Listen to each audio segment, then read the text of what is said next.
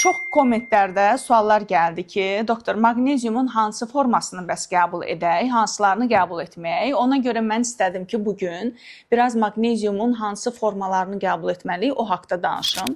Deməli, ən çox qəbul olunan formalar həkimlər tərəfindən uyğun bilinənlər maqnezium sitratdır, maqnezium glisinatdır, maqnezium trianatdır, maqnezium malatdır. Ən çox istifadə olunan bu 4 formadır. Nə üçün və harda, hansı formanı istifadə edək? Əslində, maqnezium bir mikroelementdir. Həmin o dediyimiz o birləşimlər var, maqnezium sitratdır, maqnezium malatdır. Bunlar duz şəklində olan formalardır. Məsələn, maqnezium sitratı nə zaman biz təyin edirik pasiyentə? Ən çox tibbdə maqnezium sitrat qəbizliyi olan zaman istifadə olunur. Çünki kolonun lümenində, yəni belə deyim, yoğun bağırsağın lümenində, boşluğunda maqnezium sitrat biz qəbul edəndə onun tərkibindəki o sitrat kolondakı osmotik təzyiqi qaldıraraq bağırsağa daha çox su çəkininə kömək edir. Bu da həmin orada olan qaytanın yumşalmasına və daha rahat xaric olunmasına köməkli edir. Ona görə də biz maqnezium sitratı genel olaraq qəbizliklərdə daha çox təyin edirik. Təbii ki, burada dozlar dəyişə bilər.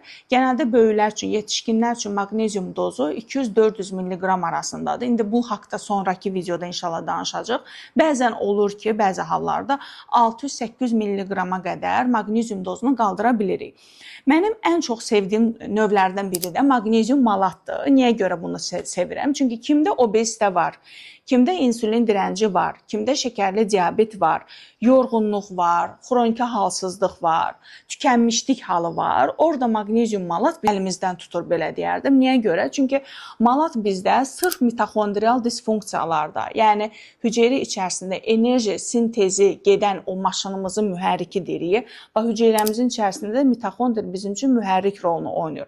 Orada enerji sintezi üçün çox önəmlidir. Kimdə qaraciyər fermentləri özəlliklə qalxmış olur. Misal üçün GGT ən çox biz ondan danışırıq təlimlərdə, detoksikasiyalarda. Orada məsələn maqnezium malat bizim əlimizdən çox tutur. Özəlliklə amonyak yüksəkliyi olan pasiyentlərdə, məsələn mənim pasiyentlərim bilir ki, mən qan dəyərlərində mütləq ki amonyak səviyyəsini yoxladıram. Amonyak yüksəkliyi olan pasiyentlərdə də özəlliklə malat forma daha çox üstünlük verilir. Ona görə maqnezium malatı daha çox sevirəm, belə deyərdim. Yəni bu özəlliklərindən dolayı. Amma maqnezium malatı biz təyin edəndə genəlliklə səhər verməliyik. Çünki enerji hasilatını artırdığı üçün. Digər bir gözəl növü isə maqnezium glisinatdır. Glisinat burada neyini? Glisinat glisin adlı bir amin turşunun maqneziumla birləşməsi şəklində əmələ gəlir. Belə deyərdim, neyrotransmitterlərin inhibitorudur, tibbi dildə desək, daha bəsit dildə desək, kimdə ki yuxusuzluq problemi var, tükənmişlik halı var və ya da mütəmadi olaraq yüksək kortizol səviyyələri müşahidə olunur. Orada bəli, biz maqnezium bisglisinat formasını təyin edirik. Burada da dozlar insandan insana dəyişir. 150 mg-dan başlayaraq 500-600 mg-a qədər vermək mümkün olur. Məsələn, ən çox mən öz həkimlik praktikamda kombinə olunmuş preparatları daha çox sevirəm. Kombinə olunmuş bu bir preparatın tərkibində də ola bilər.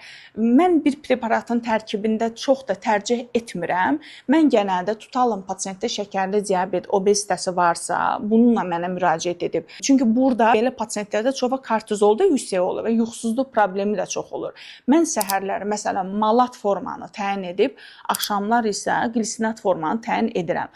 Və yaxud da qəbizliyi varsa, ya sitratla glisinatı təyin edirəm, ya da malatla sitratı kombinə şəkildə təyin edirəm.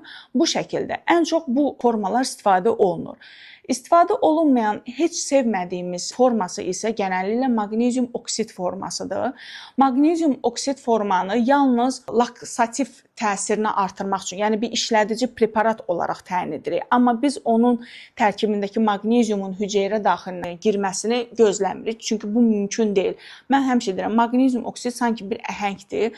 Əhəng qəbul edirsiniz. Yəni siz oradan bir maqnezium qəbul etmirsiniz. Yox, qəbizliyiniz aşırı səviyyədədirsə və bir işlədici preparata ehtiyacınız varsa, bəli, orada sadəcə olaraq bir işlədici preparat kimi qəbul edə bilərsiniz. Amma əsas bizim istifadə etdiyimiz bu. Bir də L-trianat forması var. Onu da vurğulayım. Trianat isə nə üçündür? Bu isə neuroplastikliyi artırır da, belə tibbi dildə desək. Kimdə ki çox zehni yorğunluq var, elmi işlərdə daha çox işləyir və yaxud da məsələn yaddaşsızlıq problemi var və ya da Alzheimer önü bir mərhələdir. Bəli, o zaman trianat forma çox yaxşı burada bizim əlimizdən tutur. Amma genəldə bizim ən çox istifadə etdiyimiz sitratdır, glisinatdır və malat formalarıdır. Bunlara ən çox istifadə edirik. Növbəti inşallah ki postda necə seçək düzgün maqnezium dozlarını və maqnezium preparatını necə oxuyaq ki, bu preparat bizim üçün faydalıdır yoxsa yox, o haqqda danışacaq.